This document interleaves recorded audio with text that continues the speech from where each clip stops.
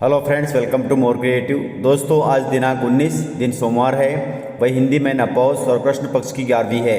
तो चलिए शुरू करते हैं आज की बड़ी खबरें। यदि आपको खबरें पसंद आए तो वीडियो को लाइक जरूर करिएगा और आप हमें प्रदेश के किस जिले से देख रहे हैं कमेंट बॉक्स में जरूर बताइएगा।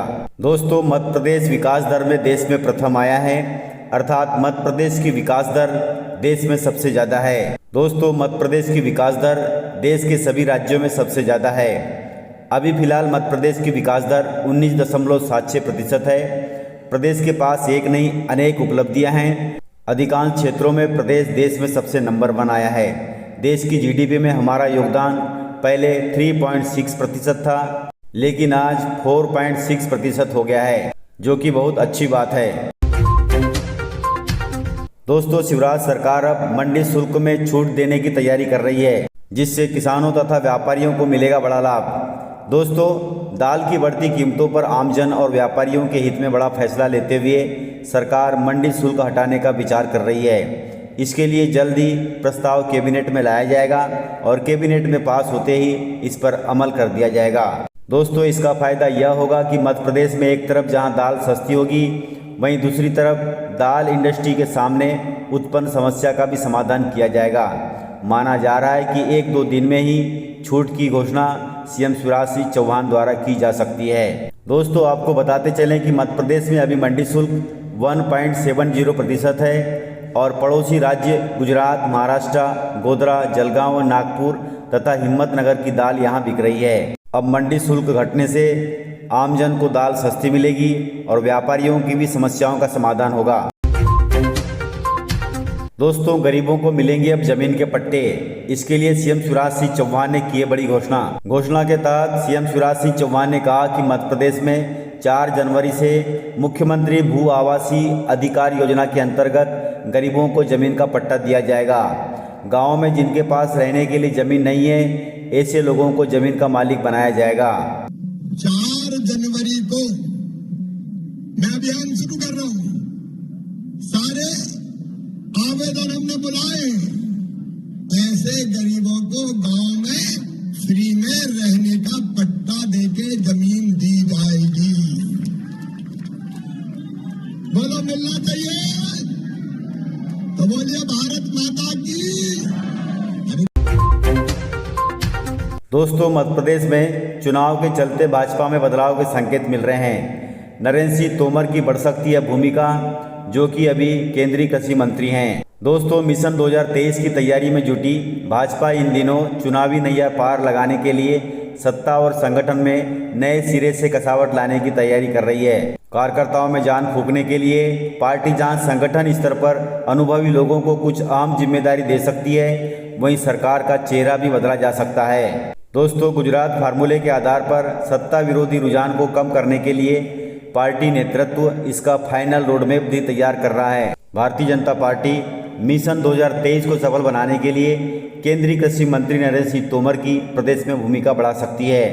पार्टी नेताओं के अनुसार वर्ष 2008 और वर्ष 2013 के बीच तोमर के हाथों में राज्य की भाजपा कमान थी। उस समय संस्था और सरकार बहुत अच्छी चली थी। वहीं नरेंद्र सिंह तोमर कई राज्यों के चुनाव प्रभारी भी रह चुके हैं और वहां पर चुनाव में जीत भी हासिल हुई है। इसलिए पार्टी स्तर पर यह प्रयास किया जा रहा है कि उन्हें संगठन में महत्वपूर्ण जिम्मेदारी देकर प्रदेश में लाया जाए, ताकि ज़्यादा सीटों के साथ सत्ता में बैठा जा सके। दोस्तों, आईआईटी इंदौर का नाम आपने सुना होगा। अब हाईटेक माहौल से निकलकर आईआईटी इंदौर गांव में पहुंच रहा है और गांवों के लोगों को दे रहा है शिक्षा। दोस्तों, इंदौर के आसपास के गाँव में प्राइमरी स्कूलों की स्थिति आईआईटी इंदौर ने बेहतर कर दी है। इससे यहाँ पढ़ने वाले बच्चों की संख्या भी बढ़ गई है। घर पर जाकर आईआईटी इंदौर के विद्यार्थियों ने बुजुर्गों की सेवा भी की। दोस्तों, भारतीय प्रौद्योगिक संस्थान अर्थात आईआईटी और भारतीय प्रबंधन संस्थान अर्थात आईआईएम जैसे दिग्गज संस्थानों को बनाते समय हमारे नीति निर्माताओं ने यही सपना देखा था कि देश को गढ़ने में इन सब का योगदान होगा। दोस्तों, उसी सपने को इंदौर आईआईटी के विद्यार्थी साकार कर रहे हैं। इंदौर आईआईटी इन दिनों उसी दिशा में बढ़ रहा है। यह दिग्गज प्रौद्योगिक संस्थान न केवल शिक्षा और शोध के कार्य में अग्रसर है, बल्कि अब ग्रामीणों के जनजीवन को भी बेहतर बनाने में योगदान दे रहा है। दोस्तों, मध्य प्रदेश में नियमितीकरण और वेतन वृद्धि को लेकर संविदा कर्मचारियों की हड़ताल जारी है। दोस्तों, 15 दिसंबर से अपनी 2 सूत्री मांगों को लेकर हड़ताल पर गए संविदा स्वास्थ्य कर्मी रोज नए नए तरीके से अपना विरोध प्रदर्शन कर रहे हैं ताकि सरकार उनकी मांगों को पूरा कर सके। संविदा स्वास्थ्य कर्मियों ने कलेक्ट्रेट के पास मुख्यमंत्री को अपनी मांगों का ट्वीट कर चौथे दिन भी आंदोलन किया। वे नियमितीकरण और मानदेय भुगतान की मांग कर रहे हैं, जो कि सरकार काफ़ी लंबे अरसे से टाल रही है। दोस्तों, ग्वालियर चंबल अंचल में नए पुरानों में बंट गई बीजेपी। वैसे तो चुनाव के पहले ऐसा नहीं होना था, लेकिन फिर भी हो रहा है। दोस्तों, ज्योतिरादित्य सिंधिया को भाजपा में शामिल हुए लगभग 2.5 साल हो चुके हैं। उनके साथ हजारों कार्यकर्ता भी पार्टी में आए थे, लेकिन सिंधिया के आने के बाद ग्वालियर अंचल में भाजपा 2 भागों में बंटती नजर आ रही है। एक गुट सिंधिया समर्थक भाजपा का है तो दूसरा गुट मूल भाजपाइयों का है। इसकी बानगी उस समय नजर आई जब खेल मंत्री यशोधरा राजे सिंधिया ग्वालियर एयरपोर्ट पर पहुंची थी। एयरपोर्ट पर उनके स्वागत में पहुंचने वाले सिंधिया समर्थक भाजपाई थे, लेकिन उन्हें देखकर यशोधरा राजे ने पूछ लिया कि पुराने भाजपाई में से कोई नहीं आया, आप सभी नए हो। इस पर सिंधिया समर्थकों का कहना था कि हम तो अब भी आपके हो गए हैं। दोस्तों, उस समय तो सभी ने हंसकर इस बात को टाल दिया, लेकिन साधारण तौर पर कई खेल मंत्री की इस बात ने पार्टी की खींचतान को बाहर ला दिया है। इस मामले पर कांग्रेस ने भी बड़ा बयान दिया है। कांग्रेस का कहना है कि ग्वालियर में बीजेपी 2 खेमों में बंट गई है, एक सिंधिया भाजपा और दूसरी मूल भाजपा। दोस्तों, फसल का लागत मूल्य बढ़ाने जैसी मांगों को लेकर आज बड़ा आंदोलन होने वाला है। इसके लिए किसान रवाना हो गए हैं दिल्ली की ओर।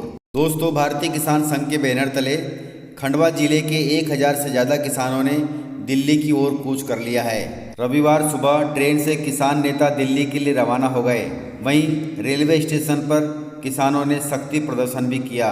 दोस्तों, आज अर्थात 19 दिसंबर के दिन किसान हित की मांगों को लेकर बड़ा आंदोलन होने वाला है दिल्ली में। किसानों की केंद्र सरकार से मांग रहेगी कि किसानों को फसल का लागत मूल्य मिले, वहीं फसल बीमा का सरलीकरण भी हो ताकि ज़्यादा से ज़्यादा किसान फसल बीमा से जुड़ सकें। दोस्तों, मध्य प्रदेश में स्कूली बच्चों के लिए शीतकालीन अवकाश घोषित हो गए हैं। मध्य प्रदेश की समस्त स्कूलों के लिए 7 दिन का अवकाश घोषित हो चुका है। दोस्तों, मध्य प्रदेश स्कूल शिक्षा विभाग द्वारा शीतकालीन अवकाश 25 दिसंबर से 31 दिसंबर 2022 के लिए घोषित किया गया है। शीतकालीन अवकाश 7 दिन का रहेगा, लेकिन नए वर्ष 1 जनवरी 2023 को रविवार होने के कारण यह अवकाश 8 दिन का होगा। अर्थात स्कूली बच्चों को 8 दिन की ठंड की छुट्टी मिलेगी। छुट्टी 25 दिसंबर से 1 जनवरी तक होगी। दोस्तों, चुनाव से पहले कमलनाथ जी और दिग्विजय सिंह जी ने सीएम शिवराज सिंह चौहान से की है मुलाकात। वैसे तो इस मुलाकात के कई मायने लगाए जा रहे हैं, लेकिन मध्य प्रदेश विधानसभा का शीतकालीन सत्र शुरू होने वाला है। उससे पहले पूर्व सीएम कमलनाथ और दिग्विजय सिंह सीएम हाउस पहुंचे और उन्होंने सीएम शिवराज सिंह चौहान से चर्चा की। चर्चा के दौरान पता चला कि इन दोनों नेताओं की सीएम शिवराज सिंह चौहान से मांग है कि कांग्रेस नेताओं के खिलाफ दर्ज मामलों को वापस लिया जाए, अन्यथा प्रदेश में जेल भरो आंदोलन होगा। इस प्रकार से जानकारियाँ थी। यदि आपको जानकारियाँ पसंद आई हो तो वीडियो को लाइक जरूर करिएगा, और अभी तक आपने चैनल को सब्सक्राइब नहीं किया है तो इसी प्रकार की खबरों के लिए चैनल को सब्सक्राइब कर बेल आइकन पर क्लिक कर दें ताकि अगला वीडियो आपको शीघ्रता से मिले। तो मिलते हैं सर अगले वीडियो में, तब तक के लिए जय हिंद।